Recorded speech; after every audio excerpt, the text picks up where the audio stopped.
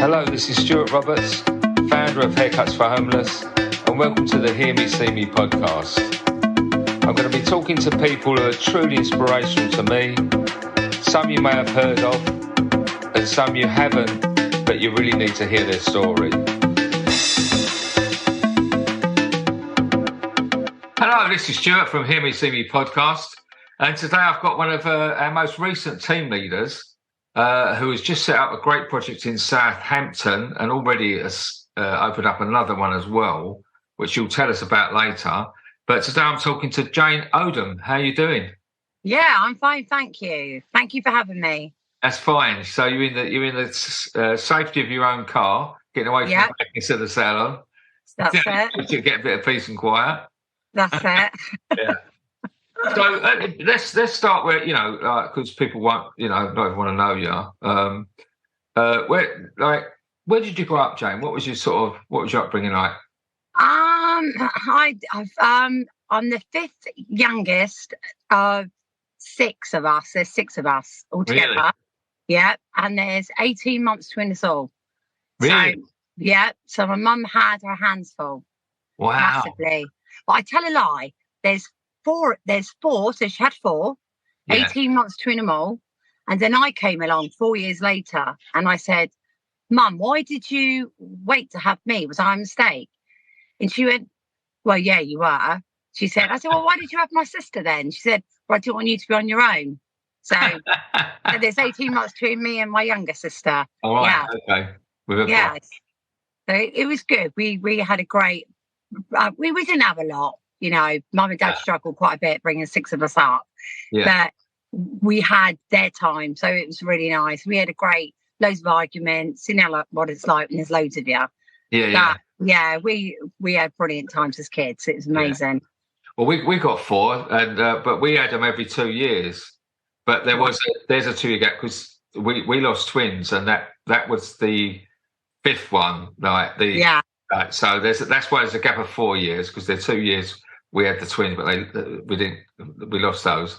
And then so we've ended up with four. But I know what you mean. People say, like, your house is mad, Yeah. I know exactly where you're coming from, what yours was like. Young. And as well, as more you get, the less that you all get, so. Oh, yeah. Yeah. I remember my brothers, we'd sit down and Dad would call us, say, like, dinner's ready. Yeah. And we'd all sit down, and of course, my brothers would row. One would have more potatoes than the others. Yeah. And then my dad would say, well, Jesus Christ, I've come here and had my tea. And you're arguing all the time. He said, Jesus Christ, children should be seen and not heard. So he'd have that Dublin drone, So, so he would really, like, go mad. And then my mum would just stare. And then we'd all moan because we didn't like the food. But she'd say, if you never ate it, we weren't getting any more. So we had to eat it. So it was fun. We didn't have a lot, I'll be honest. Yeah. But it was such a lovely family, if you know what I mean. It was great. So it was good. Yeah.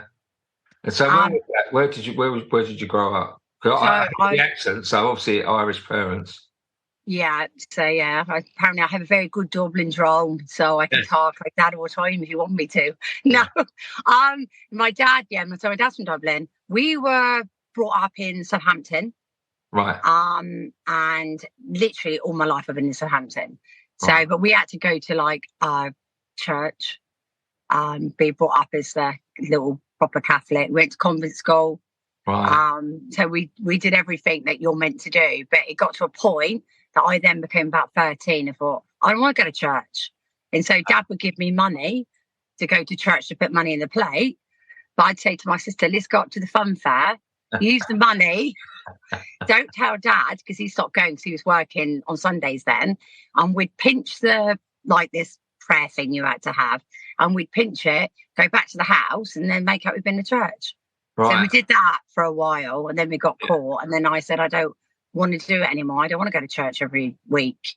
So I have my opinions. I was quite strong-minded, even at a young age. Yeah. So really strong-minded, yeah. Me and my sister did that from Sunday school, and I remember going swimming instead. Yeah. And but I think my mum knew all about it all the time anyway, and I can't remember whether it's me persuaded my sister to go or persuading me, but she'll say it was me anyway. It probably was me. That's it. You got to do these things. It's who you are, isn't it? What you do. But no, I must admit, I did. We did have some laughs. But then I was like really strong-minded, started colouring my hair at, I think I was 11. Really? Yeah. So I remember going to school, and we had this. She was Italian, and I loved her. Every day she had like a different colour streak through here.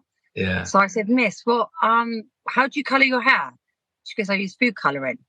So that was it. Straight home, mum's food colouring. I'd have green, pink, yellow, you name it, all different colours. So that was my hair career. That's and then I think I bleached it when I was 13. Nice. Then I shaved it off one side, so I wanted a mohawk, and then dyed it jet black. And I did it, to be honest, I did it. I reckon I did it to get attention. Yeah. Because there were so many of us. Yeah. I wanted to be different. And you know what? My mum did the best thing ever. I walked downstairs. I literally tried to cut one side of my hair off. I couldn't do it properly, so I got my dad's Bic and then started literally, and there's bald patches. It was horrendous. Big bald patches. It was horrendous. And I come downstairs and she laughed. And so I was so upset. I went upstairs. I got the other side. Thought, right, I'm going to take the parting over so you can't see it. And I went to school and I showed my friends because it was when New Romantics were in, like I remember. Human League, all that lot. So I really wanted to be like them. And I remember my friends going, oh my God, I can't believe it. What have you done? I goes, what have I done? This is the trend. You got to have it. And I swear to you, those poor girls, in lunchtime, I took them up to the needlework room. I literally got scissors and I cut one half of their hair off so they could be like me. I hated it, but I didn't want to be the only one. So I literally took half the hair off, literally. So we all went round together thinking we were it, You couldn't have been anything else but a hairdresser, could you, really? Like, no. After that start, there's no way you could have been anything else. But did you go straight from school? No, I wanted to. I got obviously pregnant quite young. I was only 15 and a half. Really? So I was really young and never told anyone till I was 7 months pregnant. Right. So went to school, done the old trampolining, swimming, and everyone said, how did you hide it? But in them days, we wore pinafores. Right. So probably people probably thought I just put on weight. Yeah. So literally I just, can you hear all right? Cause yeah. So I just wore this pinafore, no one knew. And I was going out with I ended up marrying him. But we met at 14. Right. He was 15. And so then when I got pregnant, he was 16, I was 15. Yeah. I think it was about a month before my 16th birthday. Yeah. So I didn't tell a soul. I thought, I cannot tell nobody. Yeah. And then eventually, I think I went to one of my friends, met me in the morning to go to school. And I was at a convent school, all nuns. Right, yeah. So literally going to school and I passed out, I fainted. And my mum said to me, I said, Mum, I fainted. She said, oh, you best get to the doctors then. She didn't take me. You best get to the doctors. That's how times have changed. Yeah. So I went to the doctors, but I didn't want her to come anyway. So I knew deep down. And then they said, oh, 7 months pregnant, blah, blah, blah, blah. So then I went to my boyfriend's house and said, what are we going to do? He said, we can't tell anyone. He said, what we do is we'll go to Brighton and we'll run away. You get on the back of my motorbike and we won't say nothing. So, but then my senses came. And you know what? My mum was so naive. I did go home for hours and hours. And I think it must have been about 12 o'clock at night. And I walked in and she started crying. She thought I had like cancer or something. And I didn't want to tell her. Seriously. And my then boyfriend, he put his crash helmet on his head. So if my dad hit him, it wouldn't hurt. But yeah, my dad didn't do anything. So he just went mad. And my mum was amazing. She was amazing. Yeah. So, and I was adamant that I was keeping this child. And then do you remember we had like the songs Bedsit Land? We all what to do. leave home and live in a bed set. Yeah. So I said to my mum, don't worry about it. I won't cause you any problems. I'm going to get a bed set and I'll bring up this child on my own. And she said, no, you're not. You'll come home and we'll help you. So, yeah, so that's what happened. So I had my first child. I didn't do my exams. I told my school I had a hairdressing job. I lied. Right. And so anyway, had my baby, didn't do my exams. And then mum said, look, you need to get yourself a job. It do you the world of good. So I said, okay. So I started working at the hospital, helping out. And then this woman said, you'd be a really good nurse. I said, do you reckon? She went, yeah. So I started nursing. Right. And then it was a thing, like you were auxiliary, and then you went on to SEN. They don't do any of that anymore. No. But so I was a nurse for a few years. But I loved that communication with the patients. Yeah. You know, I loved it. I got so close to him, but I was too emotional. I used to cry all the time, go home. But I couldn't do hair because it never allowed me to, because it was a day job. Yeah. So when I did the nursing, I did nights. So it was easy. Yeah. So I did nursing, did that for 7 years. And then I had my second child at 19. Obviously, I got married at 18. Yeah. And then I went into hairdressing, I think, how old was I? 22. Right. Yeah. So my college, my nursing paid for my private college. So I paid for it myself, did it all myself. Yeah. And I remember my first job, obviously I'm not going to mention names, but he was this, I think he was Maltese or something. Right. You know what? All I want was experience. And this guy said, you come work for me. I pay you. I did best. I went, all right then. So I started working honestly, I started working for him. Do you know what he used to do? Every Saturday, tell him to hold my hands out, and he used to pay me like £15 in like change. Really? Like literally, yeah, in change. So, and I just felt so degraded. And when I used to go there, he used to make me clean his flat, make his bed. Honestly, nothing to do with her. So I said to him, after about a month, I thought, I don't want to do this anymore. So I said, oh, I'm leaving. He said, you leave me? I did best. You never get better training than me. I thought, oh, I'm leaving. So I left. Not making bed, you won't? No. Yeah, so I carried on. I think I worked somewhere in Winchester. I travelled miles to get there because I really wanted to do hair. So I just literally got myself all through that. And then eventually I retrained myself, went up to Vidal Sassoons in Mayfair. Right. Went to the academy, paid for that myself. I got my through, and that gave me even more training and more, because I felt every time I went to work somewhere, I don't know, it was just cut hair. I didn't want to just cut hair. I wanted to be the best I could possibly be and give everyone the best experience. So for me, it was never about money. Never. No. So I did it because I loved doing it. And I think I loved doing it because it made people feel. Yeah. If that makes sense. Yeah. Do you find that though with hair? It's what you can do for somebody. Yeah. And to be fair, I've said this many times, I've lost a bit of that. And it wasn't until I started doing what we do that I got that back. Yeah. But, that makes me understand a lot more about you. Because the thing in these instances, we have a lot of correspondence. If people know how Haircuts4Homeless works, we have a lot of correspondence before, and we don't know each other. It's all done via emails and Zooms and things like that. My sister does a lot of it. And it's not until we have the actual day itself when we launch somewhere. Yeah. You meet. And even then, we're very busy. We may have a coffee. Yeah. But hearing your story now makes perfect sense why you jump straight into it so comfortably, because that nursing background. Yeah. If you mix nursing and hairdressing, you've got the perfect mix for what we do. Yeah, that's it. Yeah. And I think nursing, I liked it, but I got too involved. I think I cried a lot. I got a bit emotional. I'm quite a softie. I put on a big front, So with that, I found it quite difficult, especially when you're looking after someone and they pass away. Yeah. But with hairdressing, it's different.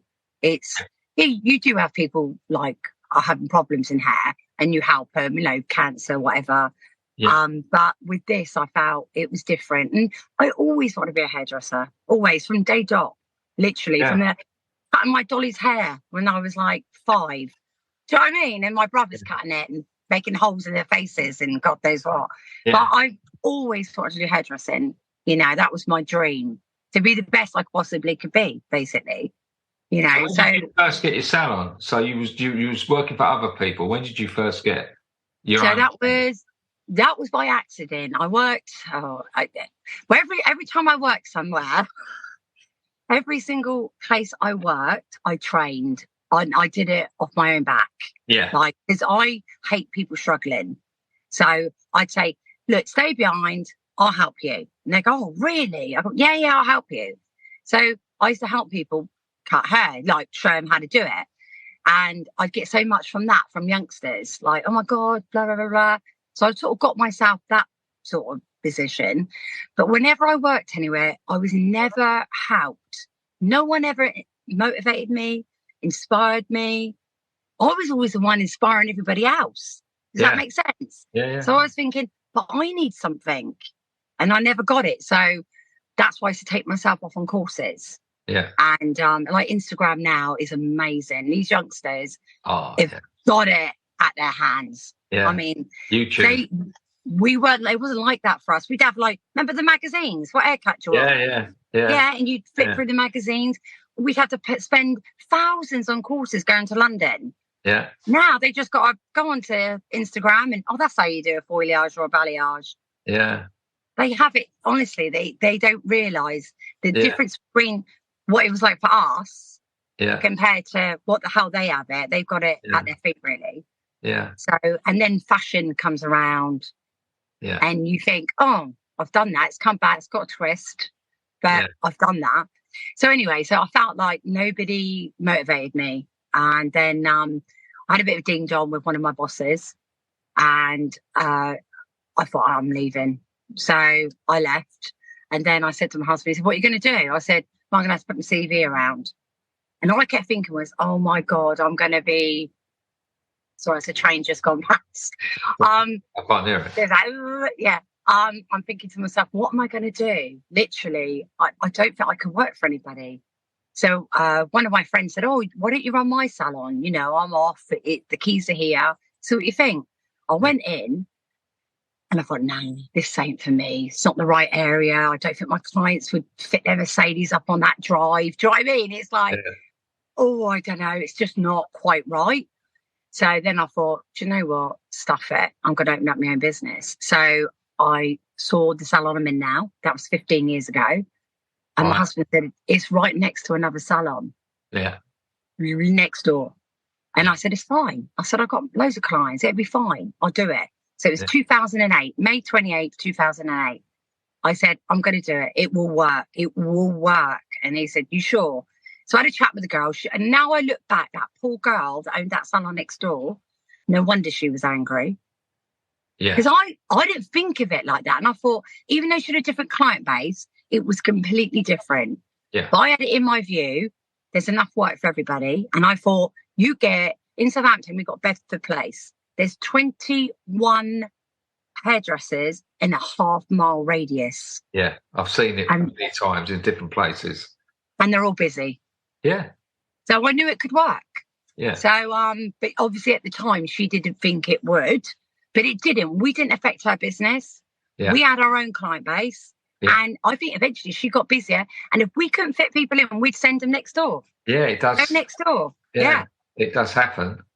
And sometimes it's a different, the thing with hairdressing with people who don't understand, it's multi-layered levels of hairdressing. And they're not, they serve different needs. It's like you get, even with in catering, you get you get your fast food restaurant, you get your Michelin star restaurant, your builder's cafe, but they all do a different thing and serve a different purpose. So some of these things can live alongside each other anyway.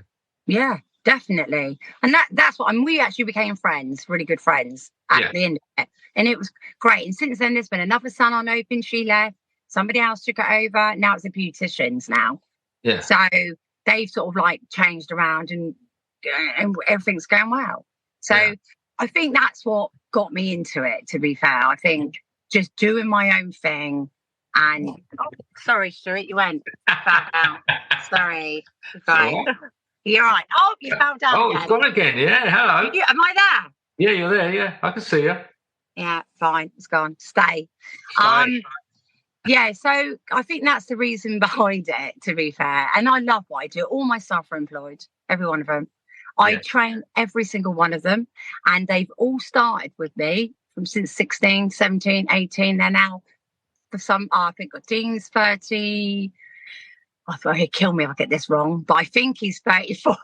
Right. Natalie's 36. We've got Steph, she's with me 10 years. So they don't, and the ones that do go, they've normally given it up. Right. So my real lovely staff members that have stayed with me for years are still with me. Yeah. I tend to keep majority of them. 90% of them stay. The ones, but all the ones I've trained, bar one, have all stayed. Right.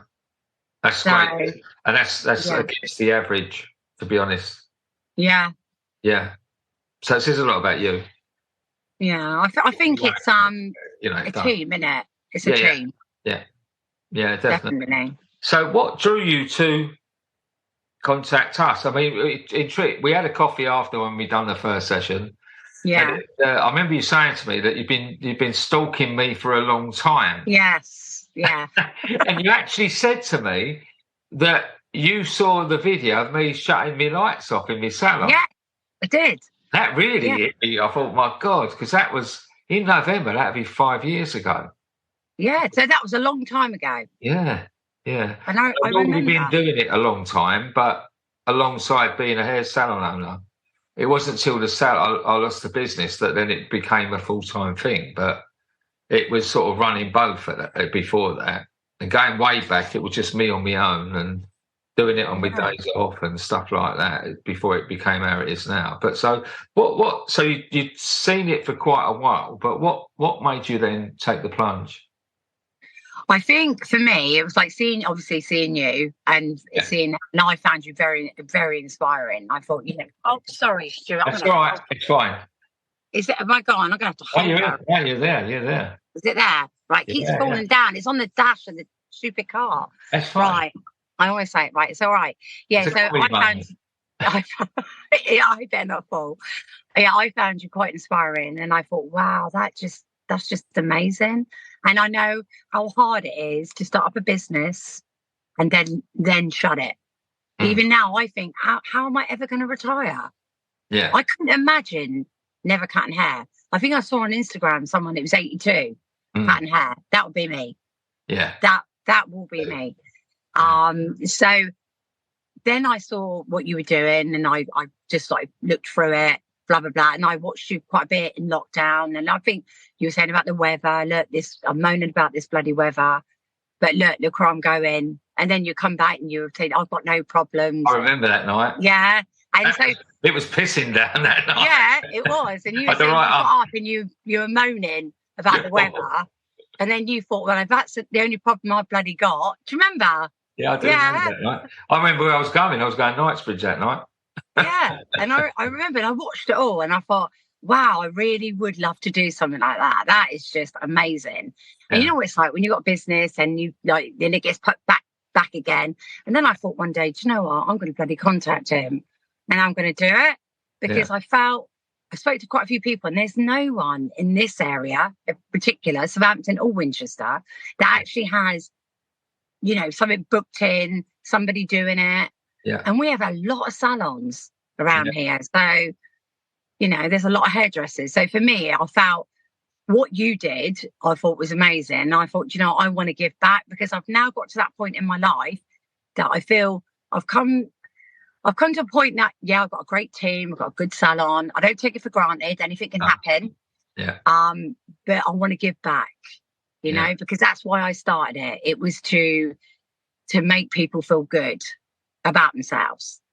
And then when I contacted you, and then like I said to you, it took a lot to get somewhere. Yeah, you was very persistent because you kept getting knockbacks, didn't you? Yeah. A while, didn't it, to get the right place?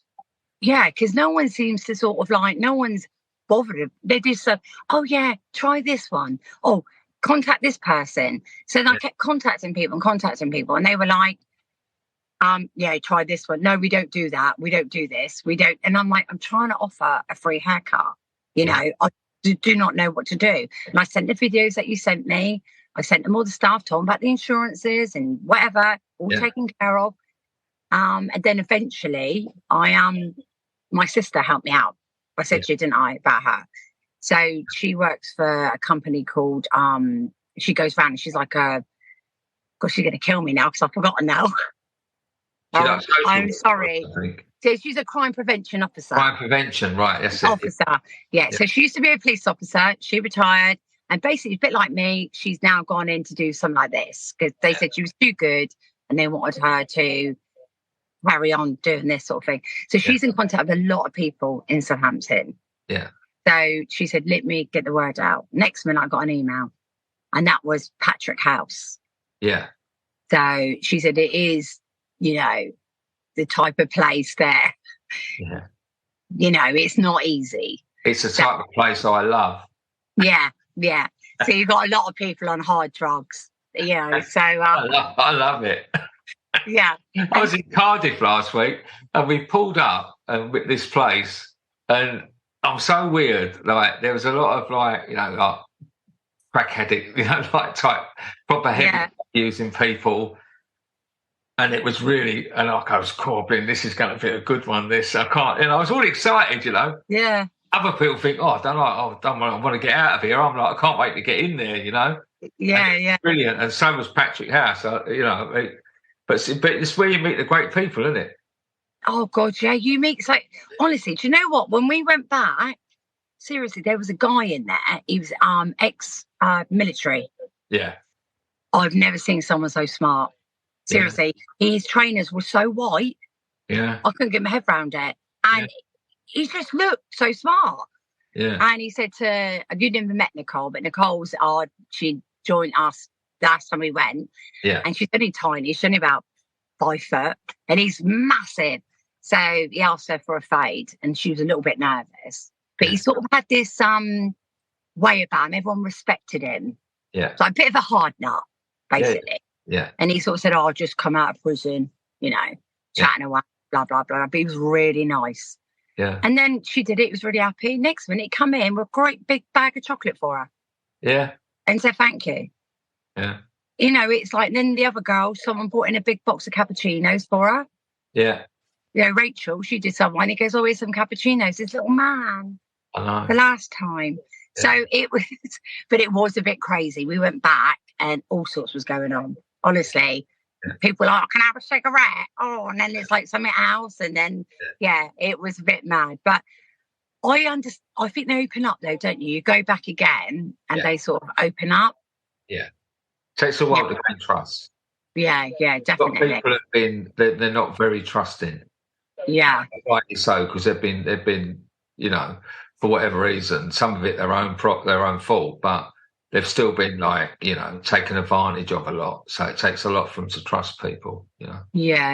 And I found that. I think it definitely opened my eyes a lot and made me feel quite sad that these people aren't getting as much help as they should. I don't think. I don't know how you feel about it. No, they're not. No. Because, like you say, we're cutting their hair and sometimes the conditions aren't brilliant. And you just look around, you think these are human beings, you know. And who's to say that wouldn't have happened to any of us? Oh. That could have happened to any of us. We don't know. We just picked a different route. Yeah. You know? So I don't think we should penalise them. And I don't think people know enough about.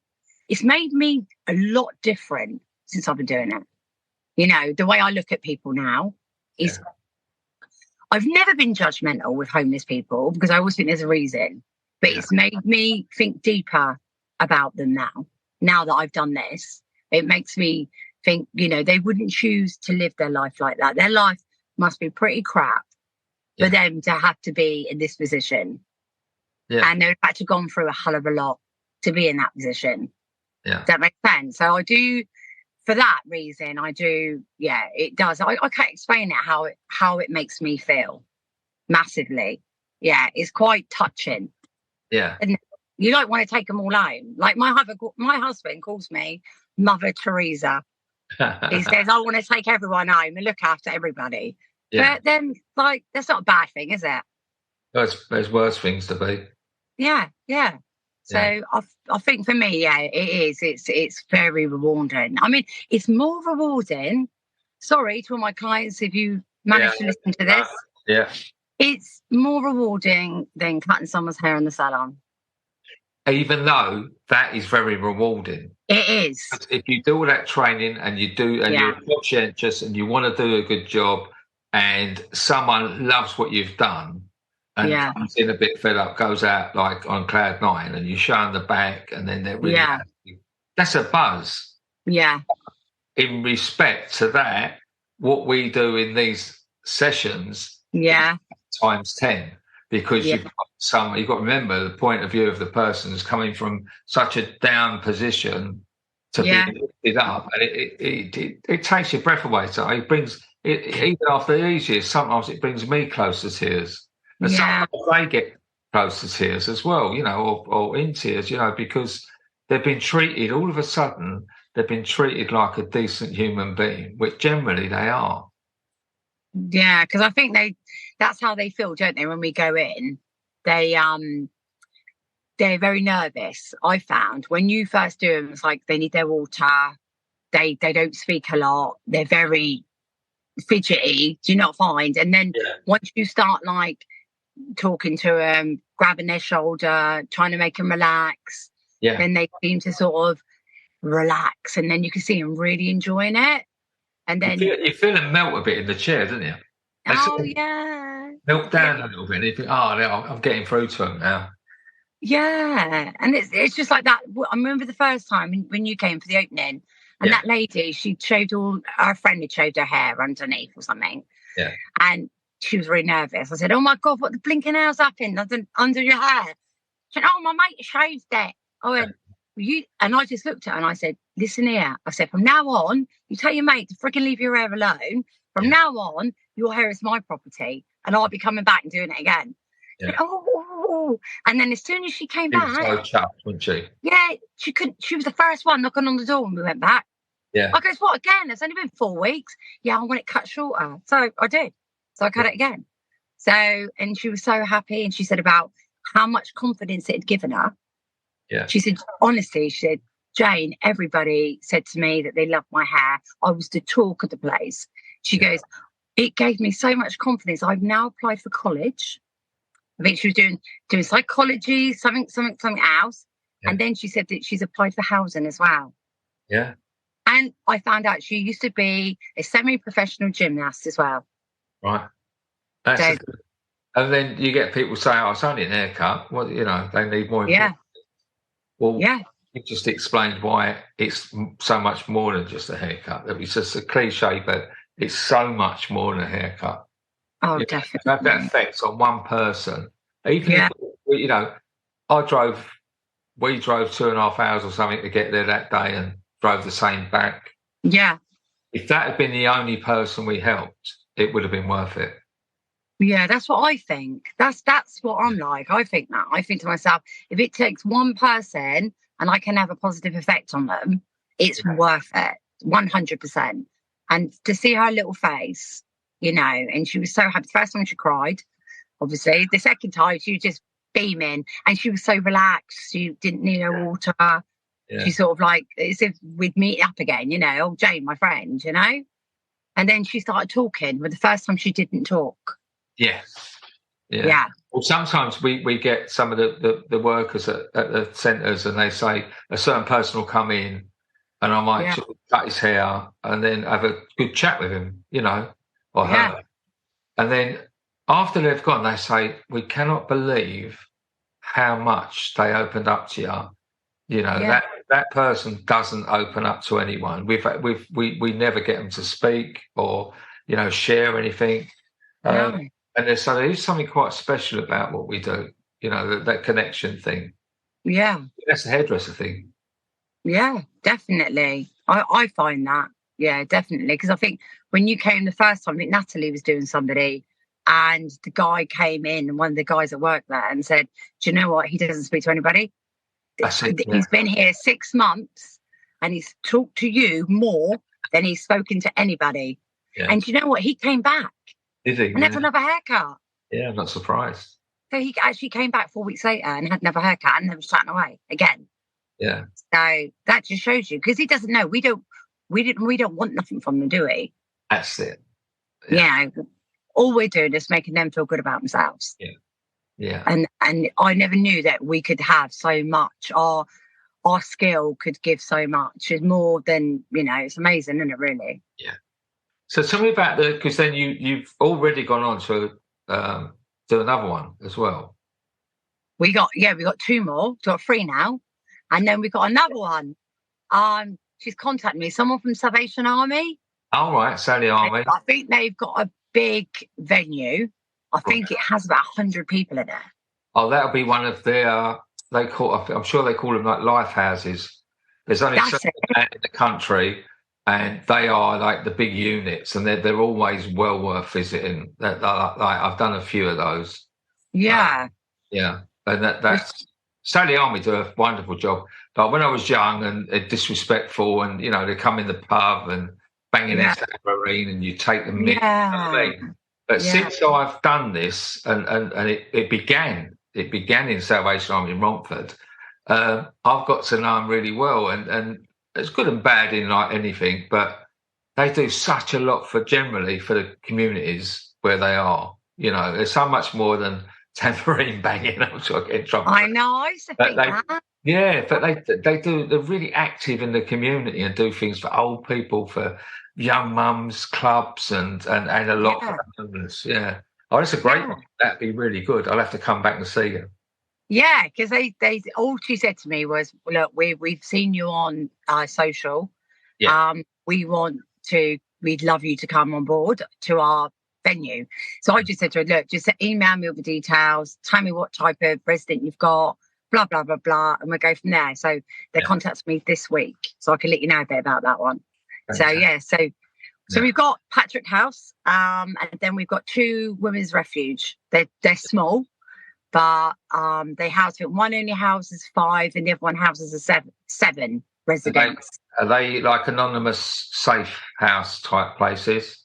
Yeah. So we don't talk about those, but and that's why I think people who see a lot of our socials often miss the fact that we do a lot of those across the UK. But they don't see them because we can't really shout about them. Some are female only volunteers allowed in. I've had the privilege of being invited into a few. They've made exceptions for me, and I've found that really. I've struggled with that sometimes because with my daughter, she's open about it, and I've said about it. But my daughter went through a terrible time when she was very young, so it's a call with me.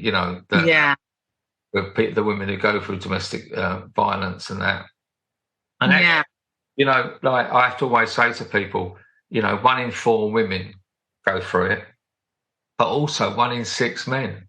Really, men? 1 in 6 men. Wow, it's that high number, and it's not always a gay relationship. Yeah, you've got 2 men. Sometimes it is a straight relationship, so it's a man taking a verbal or physical abuse from their female partner. So and the shame that comes with that is the fact that they can't even, that you've also got the thing. The stigma of society, you've got to be a man and be able to stand up for yourself. Yeah. If you're brought up, you can't hit a woman. If a woman's bashing you around the head, what are you going to do, It's a tough one. Yeah. So so in fact, you've already got 2 of them on the go. It's fantastic work, And I think for that, like I sort of spoke to you briefly about it. With the women's one, it does resonate with me. Because I feel like, when I'm with my first marriage, I did have like mental and physical abuse. I was the other end of it. Yeah. So it made me realise, because I said I was so young when I had my children, and again, that strong Irish Catholic family, it was, you had to get married. I felt I had to get married. I had to do whatever I had to do to keep the family together. Yeah. But then I was with, my ex-husband was quite abusive. Yeah. So, and just not physically, mentally as well. So eventually you don't realise that I was quite a strong character. Yeah. Very strong, loads of friends, always wanting to go on to the next thing. But it's a gradual thing. So what they do is they break you down. Yeah. Yeah. So it's manipulation. Yeah. Yeah. So they break you down, and eventually you don't even realise they got control. The fact that you can't wear makeup, the fact that you can't wear certain clothes. You walk into a pub and you've got to look down at the floor, because if you look up, you fancy somebody. Yeah. You're trying to hit on somebody. Yeah. So you can't speak. I've got nothing against gay. I've got nothing against lesbians, gay. I've been accused of being, because I've had a girlfriend, I'm like a lesbian, or, it's those sort of things. So I'm laughing about it now because I can laugh about it, because that was a long time ago. Yeah. So, but I think for me, because of my parents, they took me in for 2 years while I had when I was only 16. Yeah. I think and obviously they helped me, this and that. And then I did marry my husband at 18. Yeah. Whenever I went through that time, I would call my parents. Yeah. They would then let me stay at their house. And sometimes it'd be 6 weeks. Sometimes it'd be 3 weeks. Yeah. But what people don't realise, and I only realise that now, is that impact that would have had on my kids. Yeah. Yeah. So people don't, and it has had. They're not overly confident. They're beautiful, both of them are. I know I'm being biased, but they really are. I've seen your daughter. But they both have issues. They have confidence issues, 100%. And that's because they've seen what happened to me. Yeah. Me not realising that they're listening and they're hearing stuff is going to have an effect. So I think if I hadn't had my parents that I could run to, I'd have had to go to a safe house, basically. Yeah. I'd have had to. And that would have affected it maybe even more. Yeah. So, and this is what people don't realise. It's not just the mum, it's the children and so forth. And it goes on. And then they grow up, they have issues. Yeah. And this just keeps going on and on. So for me, when I went to that women's refuge, I felt quite emotional. Yeah. Because at the end of the day, they don't really speak. You probably see it, they've got there's just darkness. There's just their eyes. Just so much sadness. Yeah. And then they've got their little children with them. And that's heartbreaking. Yeah. So then when you do their hair, they start to open up. They don't open up as such. Yeah. But they're a little bit more happier. But they're just so frightened of being recognised, Yeah. You have to be careful. Yeah. I remember one lady that so sorry to interrupt, but I remember one lady, it was like, and she just blew me away with the way she was casually talking about. Once she started talking, I'm like, she just let it all come out, and the guy was it was the cigarette burns. Yeah, it was pulling her fingernails out. Really? Yeah. It's pulling her fingernails out. And it's like, but she was sort of saying it almost matter-of-factly, but I think she detached herself.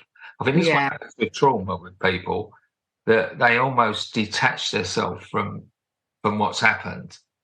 It's obviously still connected, but and sometimes it's really hard to hear that stuff. But then how I defend myself, I just feel myself full of gratitude. Like I did that video you mentioned when it was pissing down. At least, and my family's been through it, but at least everyone now is okay. Yeah. And I've done stuff, but now they're okay, and we can. Every day's a new day, isn't it? Yeah, that's what I think, and I think to myself when I see these ladies, and I go, and I love doing it, And I think, oh my God, I mean, I would never, if they opened up to me, if they did, then, and they sort of asked me questions, I probably would tell them about my experience. but it's not something I would go and talk about to them because we're there for them.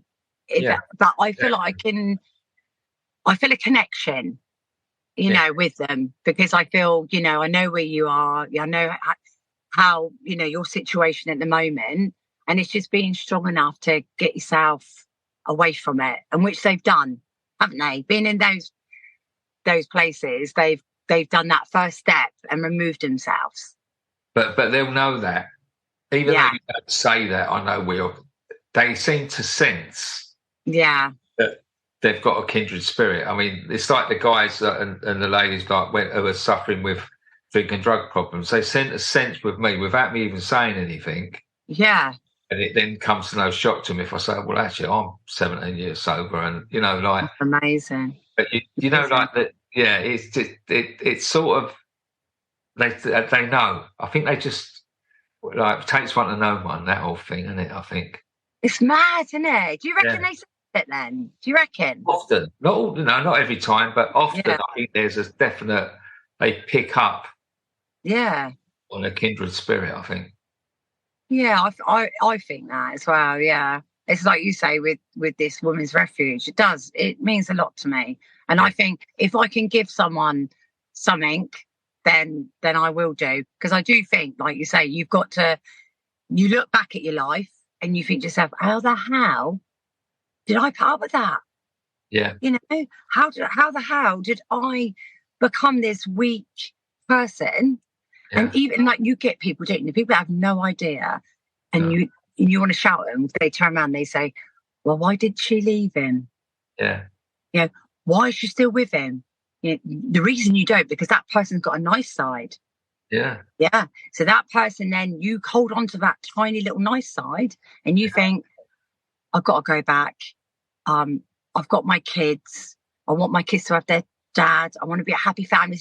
You're this fantasy, a fantasist world. Yeah. It's never going to happen. And then you go back, you get more crap. Yeah. And it happens again. I mean, you know, there's been points that it has been really bad and I pulled myself out of it, you know, but for me, it was more a lot of mental abuse. I physical, but a hell of a lot of mental abuse. So my confidence just dropped completely. I think mental sometimes even hits deeper sometimes. Yeah. The mental tends to go inside. It's sort of violence, the physical's on the outside, but the mental goes right inside. And it's and I think that you know, people say that, as you say, they say, you know, why didn't they get out of it? But generally, these perpetrators are very clever and cunning and subtle, and they you know, generally it's like the start of the relationships is love bombing, and you know, they sort of flood you with affection, and it's a gradual process. You don't really see it coming. No. You know, gradually it's worse and worse and worse. And it's the isolation. They tend to isolate. They start to pick out things that's wrong with your family and your friends. And, you know, like, you know, they're no good for you. And they gradually want to get you completely to themselves. Yeah. And it's all about power. And these people, I won't say men because it's people, these people tend to have such chronic lack of power. Yeah, they can only achieve power if they can achieve it over someone else. Yeah, it's not an excuse at all. No, and I'm not very, you know, I'd love to be very kind and understanding and give, but I know what I'd do with them. Yeah, I'm not that great a human being that I would want to do what I want to do. Yeah, you know, but to me, you know, maybe I shouldn't say that, but I did anyway. But there's no excuses, and no one should hurt anybody. But it's like they go for weak people, don't they? Like these sort of people go for weak. They go for impact. They make you weak. Not weak, but you're kind.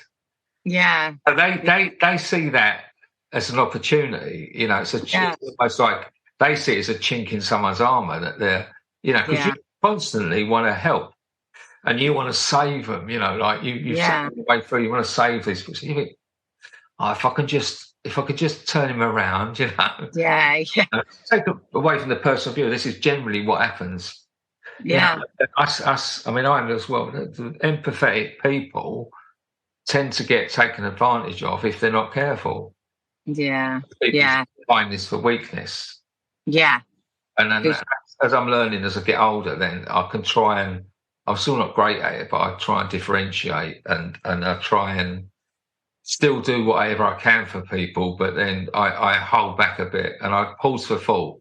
So when people, when I want to run in and go, I'll do that for you, I'll do that for you. I'll go, I'll do what I can do. I'll give myself a little bit of pause. Yeah, let me see what I can do. Just so I can think about it and think, now maybe I shouldn't be doing that because I'll only resent it afterwards.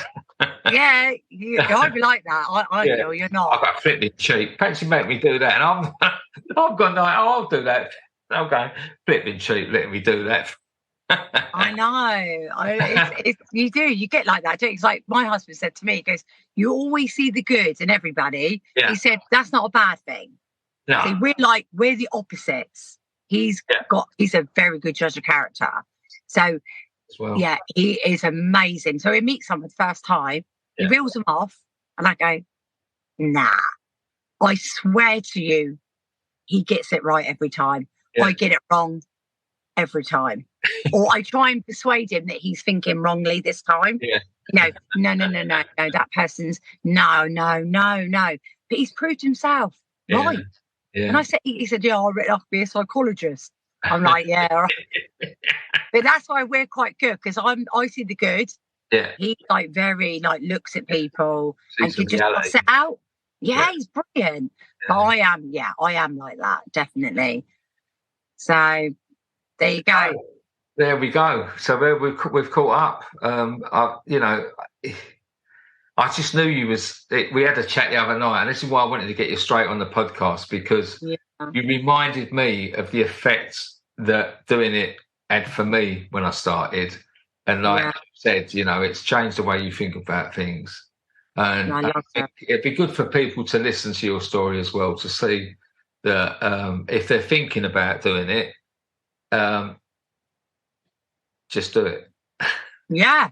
And I really do think if you love doing hair and you do it for the right reasons, and that's making people feel amazing, then 100% you'll get so much back. 100%. I love it. I don't think, because I know I'm getting older, there's going to be, everyone keeps saying, when are you going to retire? When are you going to retire? I said, no, I'm going to be doing haircuts for homeless until I'm bloody 90, if I'm still around. I will do it. I will carry on doing it, even when I'm retired. I will do it. Don't matter, say I'll fart down there, cut the hair. Even if it is raining, I will go out and do it. Yeah, I will do it. I love it. I really love it. Fantastic. Well, it's been lovely to meet you, and I'm going to see a lot more of you in the future. But thanks for giving me your, valuable time up today. And I'll put all the links on to anything. If any links that come up about the charities that we support, that we put them there as well, and anything else that want us to put on there, I'll make sure I do that at the end as well. Oh, thank you so much. Yeah, thank you, and thank you so much for your time. You're amazing. I'm so glad I'm part of Haircuts for Homeless Family. Take care. Bye.